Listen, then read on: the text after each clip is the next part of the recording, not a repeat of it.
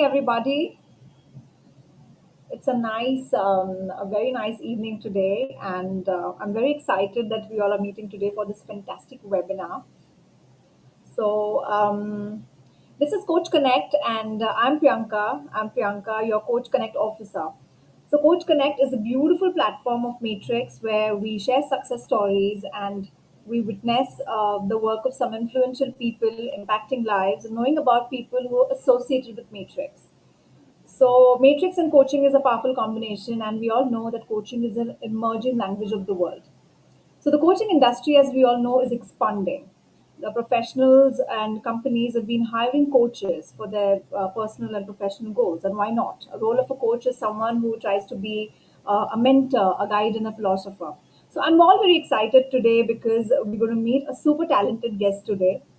And before we introduce her, I'm going to dive in into the today's webinar, and the subject is like parent like a coach. So I'm totally curious and excited because today's session, what we all know, is a combination of coaching and parenting. So it is a great webinar for parents, professionals, and most importantly, coaches. So, like parenting is a journey, and children develop in stages and phases, and we all need to be very much equipped in order to deal with the challenges at every stage that children experience. And there are so many questions, and there is no one answer. But our guest for today has an amazing approach and perspectives to share. So, in order to parent a child, she insists that we need to go within, empower ourselves, and then deal with children. So I'm very excited to welcome Bhavna. Bhavna Nagendra, she's an ICF certified and a professional certified coach, PCC, and the one who's marching towards an MCC coach, MCC soon. She's a chartered accountant and with a 10 years of experience, founder of Swadhyay, a space where it created for parents, children, and adults who would like to travel within and empower themselves. But above all, she's a passionate mother for a daughter, and she's embarked on a journey in homeschooling with her daughter. So, Bhavna, that's an introduction, but welcome to Matrix, welcome to Team Connect, and it's such a pleasure to have you today. Thank you, Priyanka. It's a pleasure to be here as well. So, Bhavna, like, let's start. Everyone who's watching us today really want to know how you're being a coach as well as a parent. So, let's start with your journey of Swadhyay. Tell us about it.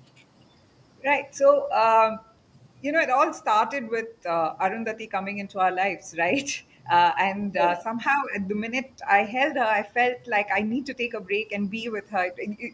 Till that moment, there was no clear decision, right? And the minute I held her, I said, yes, this is what I want to do, be with her as she's growing. But one thing I did not know is what this decision would entail. I just followed my intuition rather, and just went on. But the minute we started spending time with her as a mother, I felt like I need to revisit my values, question Yes. my belief systems, and create sort of restructure our lives to ensure what is most important happens, that is just living and being in the present. Because children, and that's the best lesson that I've learned from Arundhati, is being in the present. Nothing before, nothing Totally. after just matters, right? And so and as she was growing, the way she was learning, uh, felt like no school system could do justice to that kind of learning and that kind of a development that was happening with her, right? And so we were looking at options and alternatives, and it so happened that I came across homeschooling as an option. And around the same time, there was this founder of an NGO and an alternate school that works with underprivileged children, who wanted to launch a program for parents, right? And I said, yes, this is something that I really need at the moment. And I gave her a call, and I was talking with her, and she said, would you like to co-create and co-facilitate this program with me? And I said, wow, why not? Yes. And with her support and with the confidence that she gave, we I created this amazing program. It was a 10-month program for parents. And the irony of this whole program was it didn't have anything to do with the children. It was all about how we as parents need to uncondition and unlearn a lot of things that we picked up along the way, Oh, right? beautiful. Okay. And it was a this program was so successful that the feedback and the progress that we saw in these parents was so beautiful that it motivated me to go ahead and get my coach certification and start off with Swadhyaya. Swadhyaya means journey to self. uh, it's a Sanskrit word that literally means that. And I felt it was very appropriate for the kind of work we were doing. Originally, it was meant to be, a coaching space and a digital platform for information and blogs and, the online presence. Yes. But when we started writing about, when I started writing about how life is with Arundhati and sustainable living and the minimalistic living and all of that, people started asking, how are you able to do this, especially while you're living in a city? How are you able to Yes. do this? Yes. So I started saying, why don't you come and visit us? Why don't you come home and see what we do and how we do it? You might get a better perspective. When so While people started coming, I also realized that there are very, very few places, anywhere, that focus on local and sustainable art, music, and movement forms, right? So both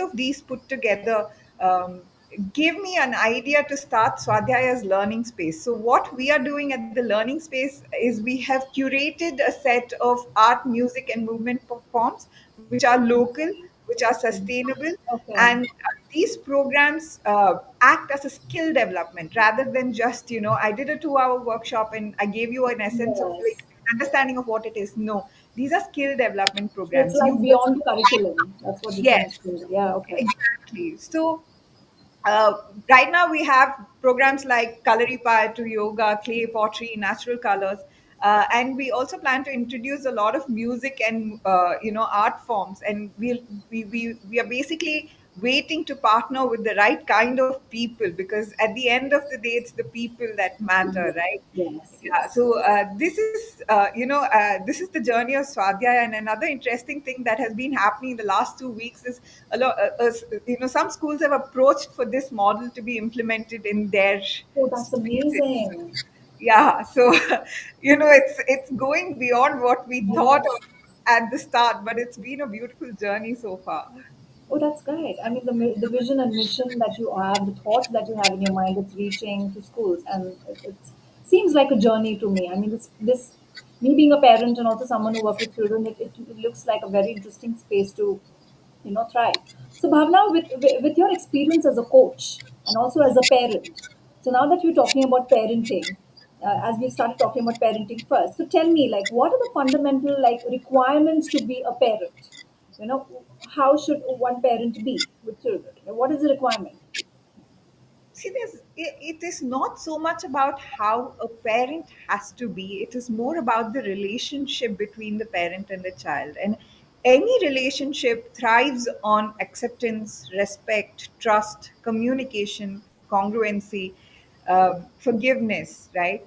But beyond all this, there is one thing that's really important in a relationship, and that is connection. Okay.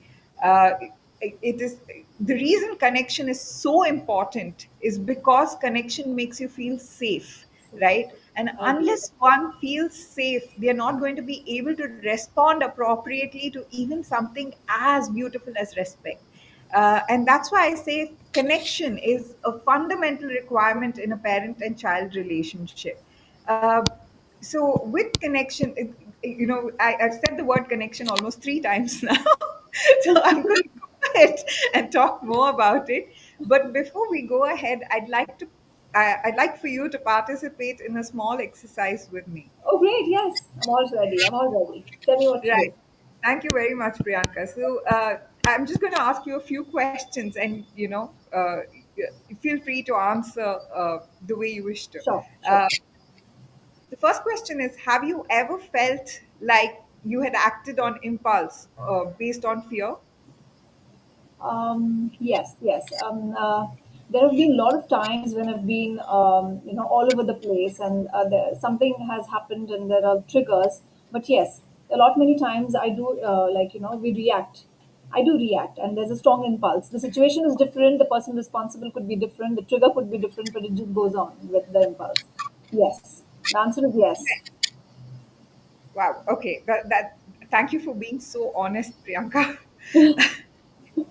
So, say the Priyanka sitting now here with, in this webinar, if, in retrospect, if you think of the situation, would you have responded differently? Yes, there are times when you really recall, when you're in a space where you're thinking space, you really feel that you could have been better, or maybe you could reverse it, or maybe you could have responded it differently. Yes, there are a lot many times, and I think everyone who's watching us today may also think about this. Yes, yes, yes. And how were you able to arrive at this decision, right? When you're looking back, you're saying that you are going to be able to respond differently.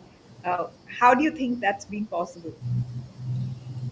Probably when I'm in a really calm space where I really don't have to bother about many things, and then when I'm with myself, then I think about the situations. So maybe I'm a better thinker at that time. Right. Lovely, Priyanka. Thank you. Thank you for participating with me in this. Now, there's a reason that we're able to respond differently when we are not scared. And that reason is because of a system in our brain called the limbic system, right? And this Right. develops in the womb. Hmm. Now, the limbic system uses all our senses to sort of analyze the safety in our immediate environment. And this, especially in children, analyzes it with, in terms of connection, that limbic system's connection with another limbic system. So basically, for a child, they feel safe and connected only if they feel connected with the parent or a caregiver, right?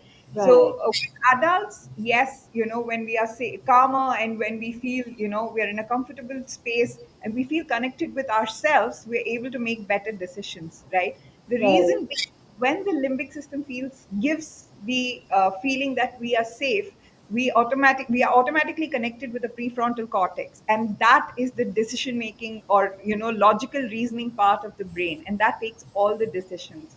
Now, when we are scared and when we are in a situation where we are not comfortable, there's a disconnect between these two systems, pushing us into the fight or freeze mode. Fight or And flight. that's the reason why it is so important to understand, why connection is important, and how it becomes so integral to our parenting journey. Uh, Now, as adults also, when we are stressed or when we are scared, we often turn to certain distractions. For me, at one point in time, it was movies. The minute Yes. I used to get stressed or anxious, I would just, you know, find a movie to watch because that was my distraction. But the minute I understood this functioning, I was able to help myself come back to the present, right? And Present. I'm able to respond more. I'm able to respond rather than react. Uh, React. for example, in case of children, right?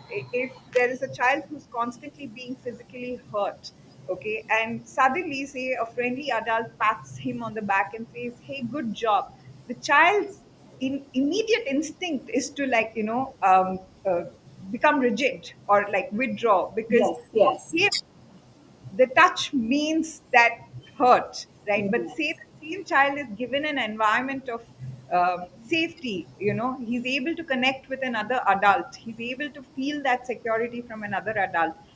This kind of instinctive response, reaction slowly Reactions. reduces, and there are going to be more responses, after understanding not all, pats on the back are going to hurt, not every touch is going to be a, hurtful touch, right? Now, an interesting fact about the prefrontal cortex, which, I found it really intriguing, that it takes up to 24 years to develop. So our children are not children, adults at the age of 18. They are only going to be adults at the age of 24, right? Really? Yeah, really. That's an interesting research. So you're saying from age 8 to 24. So they're No, still from growing. birth to 20, in fact, from From the womb birth, to 24. from birth to 0 to 24, they're still growing. Yes. Yes, and Okay, only very at interesting. 24, 25 is the cortex fully ready to take their own decisions. Till then, they need that connection with the parent or the It's a caregiver. good one. Yeah. Very interesting. In fact, if you've noticed our ancient education systems like the gurukulams or the madrasas, they always keep children with them till the age of 25, and only then they are out of school. They Oh are out of the yes, education system. So only because yes. of this. And it was It's very beautiful insightful. when I read it. Yes, And, it I is very insightful. It is very insightful. I'm sure everyone who's watching us will be watching us, and it's very insightful. Thank you for sharing. thank you, So Priyanka. this is Bhavna. I understand that this is a very powerful way to approach children. Like I'm loving it. Like how you really build connections with children. So are there specific ways where you build connections with children? What are there steps? Are there ways? Can you share some examples? Can you elaborate on this more? So there are no, foolproof methods that one can give another, because everything is very situational, right? Each individual is different. Each situation is different. But there are certain things that we can keep in mind to build connections, the connection with the children, and it could be what I talk about right now could be modified to each individual home, each Yes, individual child, right? very Um, interesting. I so agree. there are about five things that I was hoping to discuss today about building connection. The first one is being present. Okay. Now, when we are talking about being present, it means giving the child complete attention when we are with them. Okay. This can be done very simply by carving out some amount of time on a daily basis, and call it connection time, or whatever time that you can name it or not name it, however, but that is for building connection, right? And this may range from 10 minutes to about half an hour, depending on how the child felt during the day, the period of separation, and so many other factors. But it's between the child and the parent to decide how long the child needs it. Okay. Now, when there is a connection building time, uh, say we are physically present around the child. Now a lot of us do work from home, right? Yes, And we are physically present with the child, but we are constantly working, we're busy with other chores or work or something else. So say yes, we're physically present, but we are busy and we're not able to give the attention to the child. Maybe we could carve out like a few minutes every hour, right? Or once in 2 hours, depending on the parent and child, and call it connection building time. Because then once the child feels safe, the child's going back to doing what they want, and the parent's free to do what they want, right? Say the parent is away, they go to work and they come back, or they've gone out and come back, then the first few minutes after arrival could be the connection building time. Because as soon as you open the yes, door, if you're saying, "Hey buddy, how are you, I missed you," the child feels connected instantly, like, connected. "Hey, mama missed me," or "Dad missed me," right? Or bedtimes and meal times, before and after nap time and bedtime or meal times are again beautiful times to connect with the child.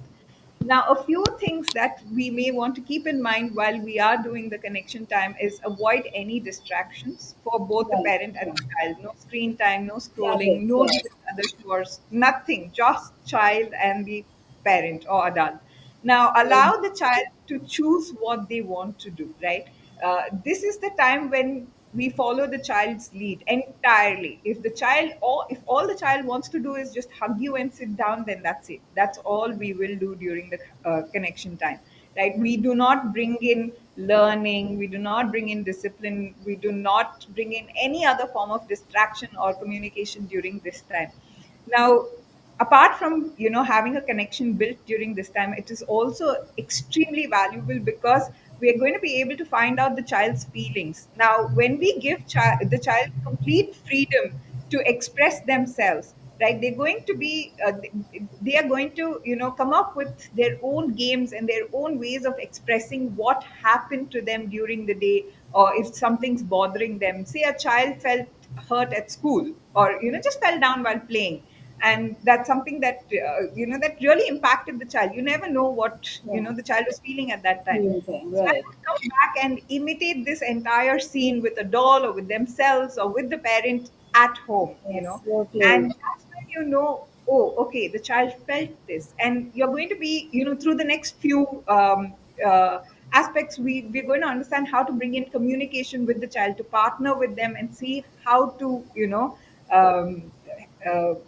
help themselves in a situation if it happens again. Like this way, we're making the child self-reliant as well, and this is well suited for adult children as well, right?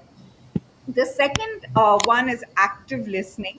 Now, let's assume a child is crying. Okay, our almost instant response, like, falls under two categories. One, we stop Stop. crying, and the other, which is fair because I know I'm a parent too, it gets to us. Or I know. the, the other extreme is to almost mollycoddle the child, right? You're like cuddling them. You're like, Yeah, constantly like, it's attending, okay, settle attending. down. Right. It's the floor's fault or something else's fault that you got hurt, right? But instead of both of these, extremes, what if we were able to check with them as to why they're crying? Okay, understand what is coming, what they are feeling at the moment. With younger children, we just have to sit and wait for the storm to pass. With the older children, we might want to have a communication, right? We might want to see their body language and reflect from, as to, hey, you seem to be very upset today. What happened, right? Would you like to talk about it? Now, uh, So you're saying that you need to attend to the emotions that children bring into. You really have to be ready to accept that, embrace that, and just maybe calm down and just see what they have to offer. Is that what you're saying? Yes, exactly, Priyanka. So I think it's absolutely important for us to acknowledge that they are having a hard time, right? And sit Yes. with them and wait until, like, they are done with expressing their emotions, and then reflect with them as to how they felt and what made them feel like that. And, how could the parent and the child, or if the child needs the parent support, or if the child wants to do it alone, how would they face a situation like this in future?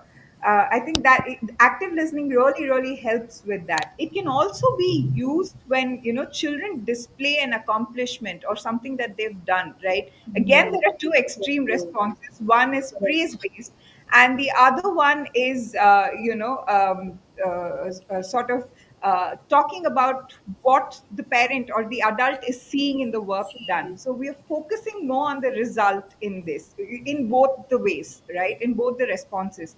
But say we took some time to observe the work and ask them how they did it and what they felt about it or what they think about it. Then we are helping them or encouraging them to look at the process more than the result. And in future, if they don't get a desired result, they know that they can tweak the process. They can go back, work on the process, and come back to the Yes. result later. So it would, it would be more about working on the process than focusing on the results. And that's why I feel like active listening is a very, very beautiful aspect to bring into parenting. Now, the third one is acceptance. All of us as children and even as adults, we want to be accepted for who we are, right? We want that space where we can just be ourselves. And Yes. each individual is different. So, as parents, it's also important to understand each child is different. So, by creating an environment of non-comparison and, removing all unhealthy competition, what we are doing is giving children the freedom, to be able to make their choices, face the consequences of their choices, and even discuss these choices with us. And it becomes extremely important with older children that they're able to come to us and openly say, hey, this is my choice, and, this is what I want to do. If we establish this open and honest communication channel, then, it's really beautiful to see how, there are no conflicts, there are no power struggles, there are no I'm hiding this, from or my child is hiding this from me situations. Now, this can be done through, this can be achieved through giving the child unconditional positive regard, right? I While it's agree. okay, it's absolutely okay to set limits. It's Yeah. absolutely okay to be firm, but it is important at the same time to tell the child that it is only the behavior that we are not okay with. Yes. Otherwise, we love them, and they are safe with us no matter what. um, the fourth one is empathy, right? And thank you, Priyanka, for being so nice this afternoon. But empathy is, letting the children know that we understand uh, that they are having a difficult time, or they need support or they need help, right? Yes. And stepping in when they need it, and also by being aware of their non-verbal communications at the time, right? Absolutely. It's And very hard emotion. the last one is congruence. This one I really really like, because often, it happens in all homes, I think. We tell the children no shouting, and then we go, Oh yeah, almost. it's like, yeah, you practice what you preach. So it's like they look upon you and they tell you, they expect you to do the same. Yeah, but you see, it's a very normal thing, right? We all slip once in a while, and that's Yes. absolutely okay. But congruence comes when we are able to openly and honestly communicate with the child, saying, hey, I know I yelled, and I'm extremely sorry that that happened, and I'm working on myself to not do it again. So the child knows that this is not something our parents are saying, like, hey, don't shout, and then parents are constantly yelling or shouting. So this is where congruence comes into play, where there is a connect between what the parent is asking the child to do and what the parent is doing. Basically, I would say, model what you want your You child to want be. to, exactly, model good behaviors. Yeah. Yeah. And yeah, I guess we'll be speaking about this later, as to how, when I was doing my coach training with Matrix, Paras would model. He's like the embodiment of a coach. And Oh yes, absolutely. we, like, he would, during the assessments, he would say, y'all are doing so well, y'all are doing so well. But I think throughout the program, it was him who embodied being the coach, and he modeled Modeled, throughout the exactly. time. He modeled it so well for us to pick it up, and it's instinctive for us to, like, respond to a situation like a coach.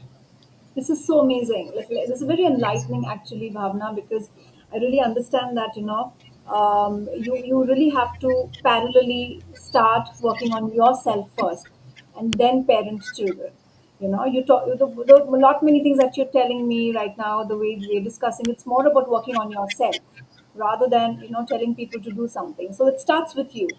So tell me more about, like, now you're also being a coach, you've gone through the training, but before that, tell me, like, how do you suggest that people start empowering themselves?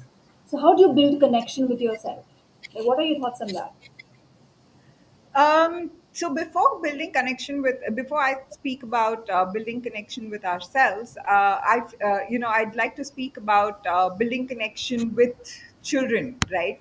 Okay. Sorry, Okay. I did speak about building connection with children. Sorry, I'm so sorry. Yeah. About building connection with oneself comes from being mindful, right? And being mindful comes from being meditative. Now, whenever I use these words, I know that a lot of people would think it's a lot of work, but I have no, no there are time. I have no there, time to meditate. yeah, exactly. But there are a few things that we can do at every situation that we are met with, that might help us stay more connected with ourselves, right? One thing is, there is a rule of A's that I've come up with, right? To help a person be more aware. The first one is acknowledge. Acknowledging is identifying, what one feels about themselves. We often don't have the time, to think what we feel about ourselves. Like, what is it? Do we really like ourselves? Do we have problems with ourselves? Like, how did the day go? There is no, there's no time that we invest on that. And once we've identified these feelings, I think it's very very important to accept it fully, right? without Right. any judgment or shame, right? And even a sense of pride. For example, say, a day went really well and we've accomplished quite a bit. Let's not go, feeling really proud or extremely egoistic about it and say a day didn't go well. It's okay. There's no shame about it either. So accepting oneself for everything that they are is, 50% of the hurdle crossed, right? Now, once we've achieved, acceptance, the remaining 50% is very easy. It's about analyzing, every experience, because every experience is teaching us something, and we must try our best to learn from them, right? Uh, by analyzing what triggered certain emotions and reactions, and often these triggers are based on something that we've experienced in the past, right? Yes. Uh, Yes. so it becomes Absolutely. very important for us to go back, understand what hurt us and why we are giving such reactions, or why we are feeling triggered in a certain situation. And once the analysis is done, the next step is apologizing, which is the longest, I must tell you. And when I say Beautiful. This apologizing, is so true. most importantly, it's about forgiving oneself, right? And it's also, while we are talking about forgiving oneself, it's also very important to grieve, right? If you felt hurt, it's also extremely important to take that much time to grieve, right? To feel bad, to let all those emotions out, and then focus on, forgiving others that, Yes. you may have felt like have hurt you, and also ask for forgiveness where, you feel that you have inadvertently hurt someone. And once we've gone through this, both forgiveness and acting on, the triggers identified go parallelly. But acting on the triggers would mean, how would we work towards healing ourselves? How would we work towards rewiring our reactions to responses in future situations, right? And this is our opportunity to grow, and we should make the most of it. The last one is be aware constantly. Now Awareness. that we know what our triggers are, it's very important that, every time we come across a situation and we feel triggered, we are aware of it, right? And also, again, there is, for being aware, there's one more technique called the stop technique, where, the first step is when you're faced with a very difficult situation and you're feeling triggered, right? The first step is silence, just silence. The Pause. Yeah. mind, the Aware. body, the Yeah. mouth, silence. Like in another language, it's called spacing out, It's out. right? Yes. Like It's just pause. silence, right? Um, Once we have detached from the situation, I think we should take a step back, both literally and figuratively. Uh, Say, literally, I mean, when you feel like you want to just break something or something like that, take a step back, literally and figuratively as well. Like, look at the situation from a macro perspective, right? And observe. What is your understanding of the situation in that moment, and why are you feeling that way? Again, analysis comes into play, right? And respond peacefully. Once that analysis sets in, right? Like, once you know what's triggering you, it's very, very easy to respond peacefully. One of the best examples is, when you're in a rush and you're going somewhere, and the child spills milk, Oh yes. right? It's one of the, like, the most stressful situations that, parents are like. It's not really that the child spilled milk, but we are going to take this out on the child more often than not. It's, say we took a step back and we thought about it. It's more about being on time to a certain Yes. place, meeting a certain commitment, right? Now, if we stopped right there, okay, we took a step back, in a situation where you have to go somewhere and the child spilled milk, you would call the person. You're now thinking logically, you're reasoning, you're going to call the person and say, I'm going to be about 15, 20 minutes late, I'm really sorry. And then look at the child and say, hey, it's okay, let's clean up, give one cloth to the child, take one cloth yourself, and do, like, a play out of it, a game out of it, and get going. So what we just did in that moment was not only stop ourselves from spoiling, like, reacting to the To the situation, environment. Yes. Yes. Yeah, but the rest of the day moved on so smoothly without Exactly. any further instances, right? I agree. I So agree. yeah, so being mindful comes from a lot of practice, Practice and and consistency. Yes. as Yes. much as we practice this consistently, we we're going to be able to it's almost like an intuitive sort of response that comes to every situation. I think So when you're saying that it becomes automatic, so probably it becomes automatic as you start practicing them. Once you, when exactly, you, it so does, it's like it does. tweak the way you respond, and you feel maybe Yes. you feel more calmer. Probably yes. Yes. Now, I said it earlier, meditation is the key to mindfulness. And mindfulness is all about being aware of all our senses, right? And being in the present. Now, Yes. practicing meditation a few minutes every day can help enhance this awareness. But before I sound like it's going to be too heavy or too difficult, I would again like to invite you for another exercise, if that's Oh, okay, Priyanka. perfect. Yeah, yeah. This is a healing work. Like this is works for me. I'm excited to learn. Thank Right. you, actually. So this is a technique that I'd read about a few years back, and I use it extensively on myself and everybody that I've worked with. Okay. It's a very simple one. I'd first like for you to observe your breathing, for about 5 times, Okay. and then take some time to identify 5 things that you can see, 4 things that you can touch or feel, 3 things that you can hear, 2 things that you can smell, and 1 thing that you can taste. You don't have to tell me any of these things. We're just going to discuss about how you felt before and after. Perfect. Perfect. Right. Should I start? Yeah, I'm ready. Yes, you may start.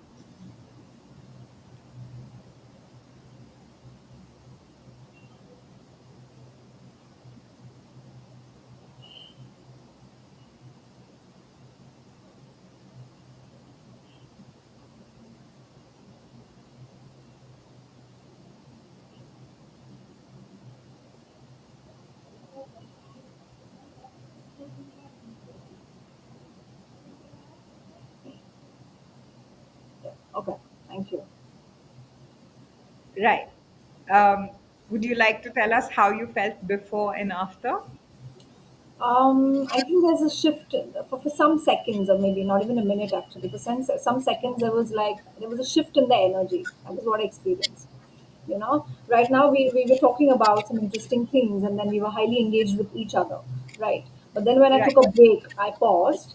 When I was meditating, I experienced a sudden shift in the energy. I was more calmer. Of course, I was not, because I don't practice it often. I wasn't that very into the situation, but yes, I felt like a bit of there was calmness that I experienced. It was like I could lower my energy levels and I could just sit and take a break. I think that helped. Thank you very much again, Priyanka, for sharing how you felt with us. Now, this is a very, very quick technique to, sort of bring yourself to the present every time, you feel disconnected or you feel triggered or when you're faced with a difficult situation, even otherwise, just sit down, every few hours and try practicing this technique, because the more we start being mindful, being aware of our senses, being mindful, the easier it becomes for us to respond to a situation rather than react, and also build the kind of connection we want with our children. And this doesn't take much effort at all. In fact, we could do this at meal times. If we are eating with our hand, then we're engaging all our senses, right, for the first few minutes without talking, without saying anything. If we're able to like engage all our senses with the food that we are going to be eating, it's a wonderful way to practice this technique. And so I always tell people, no matter how young your children are, let them eat with their hand, let them eat on their It's own, and beautiful. Yeah, it it's works something that's beautifully. really in place. And this is so good. I'm just thinking as we're communicating that lot many things we sometimes know about it, but we need someone to tell us that you're doing the right thing, or maybe probably someone has to highlight that, and may you understand better.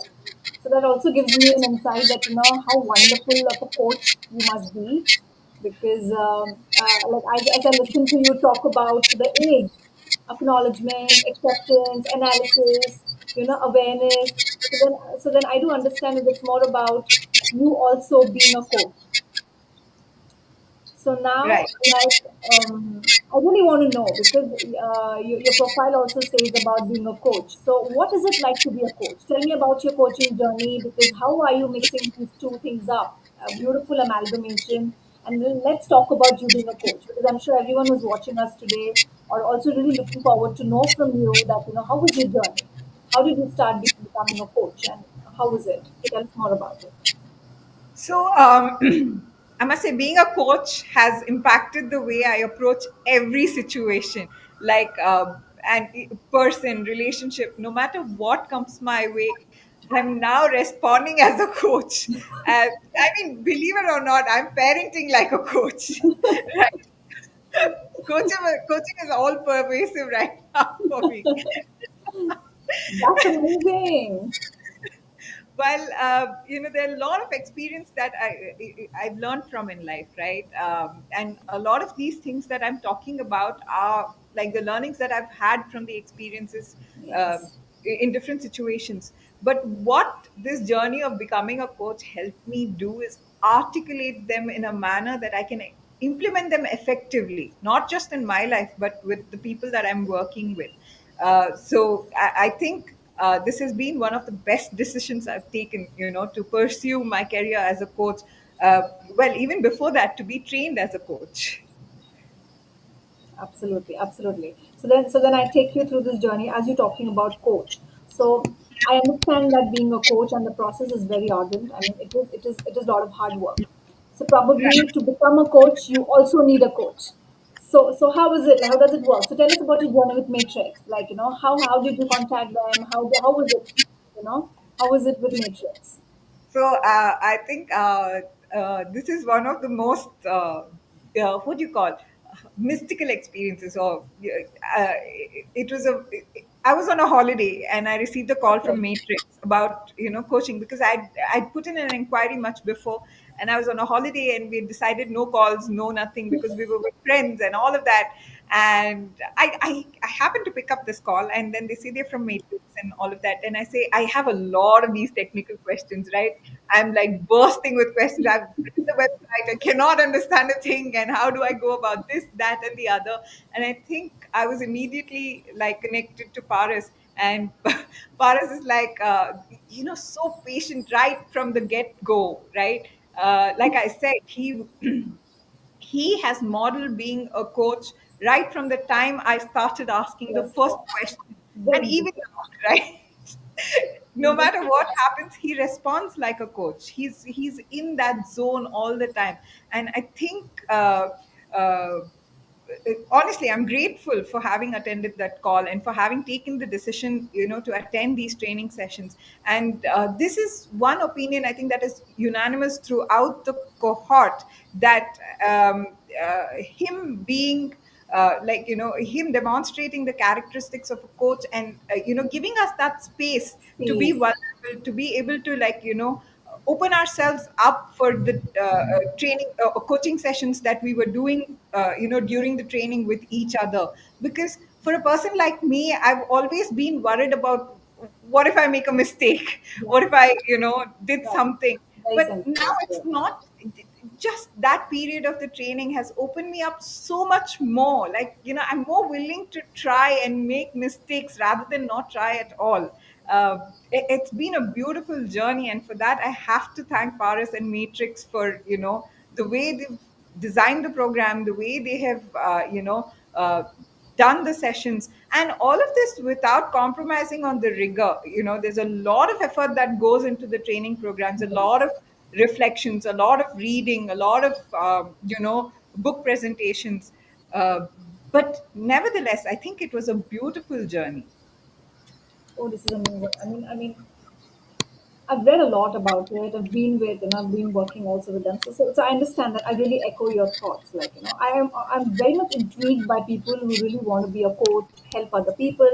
I understand like this process is also very difficult, and I said that it's hard work.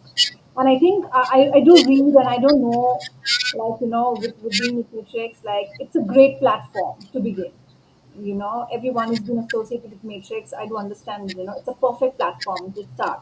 So now that you have the PCC with you, that you've run through Matrix, you've run through the ICF credentials.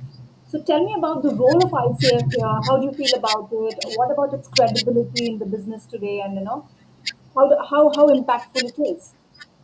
So I think I started off today's session by saying I don't believe so much in the school system, right? Or in the Yes. education system as is. Yes. That's only because they test us based on information, okay?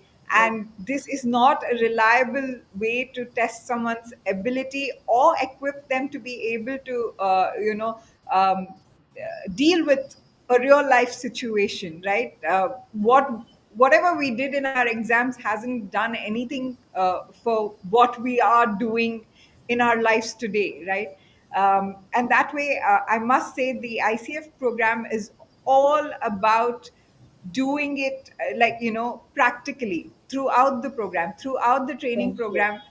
While yes, there is some amount of theory that goes into understanding the Concepts, yeah. yeah, and also what it is to be a coach.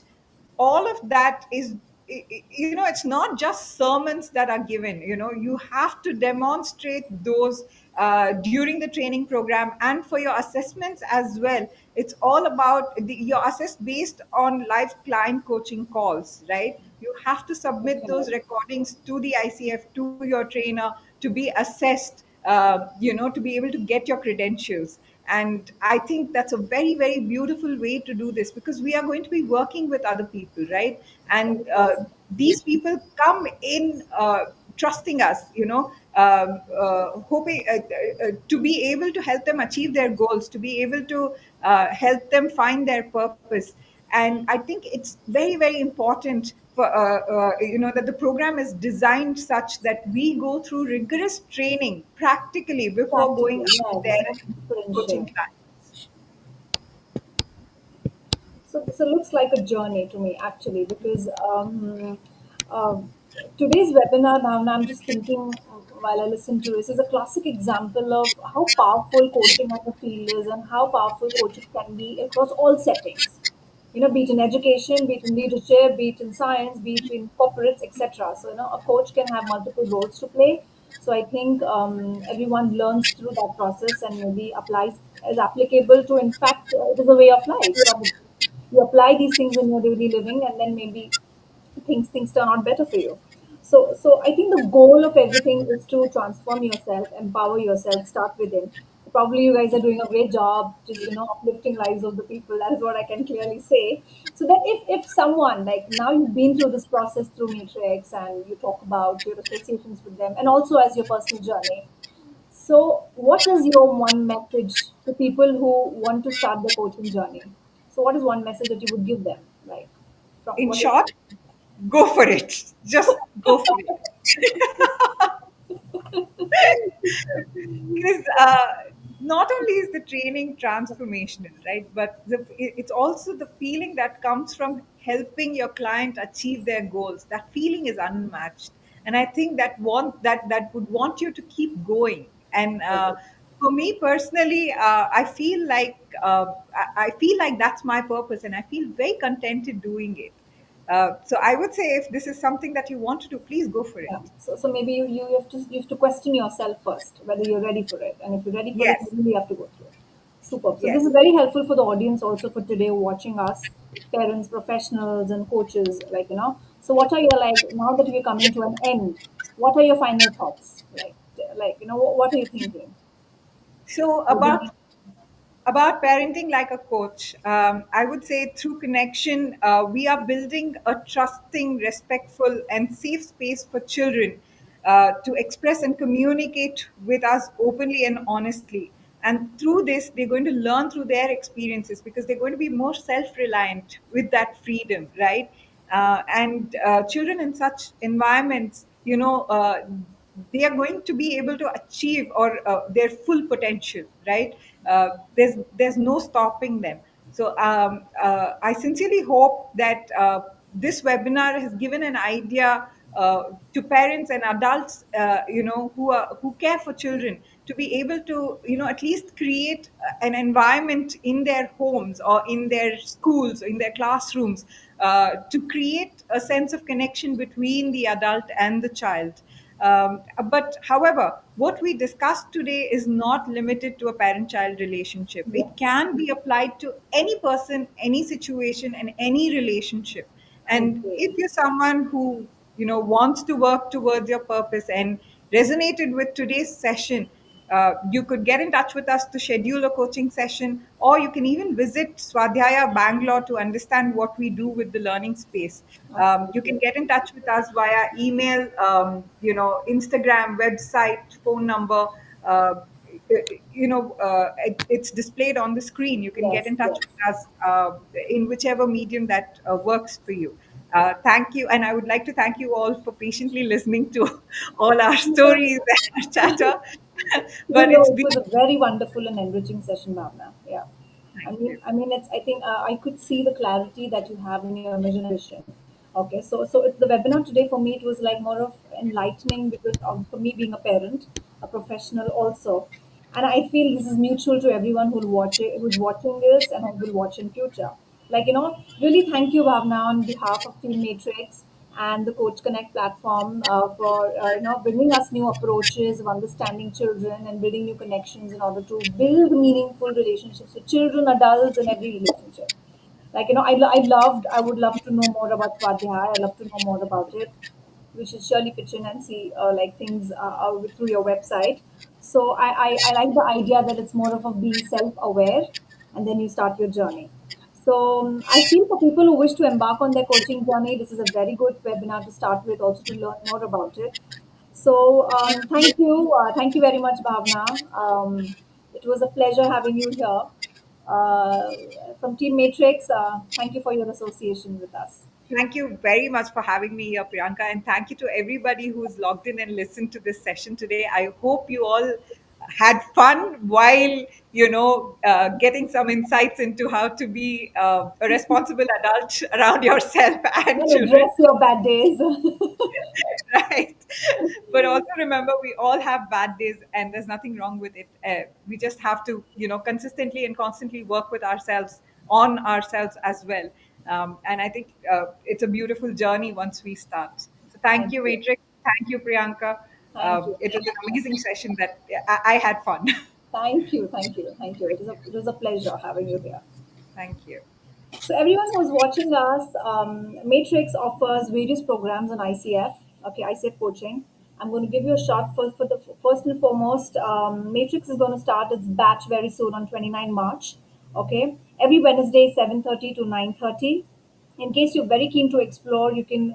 The details are on screen right now. You contact Dr. Paras at matrix.in and visit our website www.matrix.in. In case you've registered for the free ICF CCE certificate webinar, the closing password will appear on the screen very soon. So it was fun having Bhavna here, and we understand that coaching is a journey of really becoming who you are. So if coaching is your profession, passion, and you're thinking of converting into a profession, then maybe probably you should think of Matrix as your first choice. So in order to know more about your events, about the programs at Matrix, we are here with Coach Connect. We are excited to bring our new series again. And please log into the details, visit our website to know more, and maybe probably start your coaching journey. Thank you, everyone. A great evening for everyone. Namaste and Ava. Thank you very much.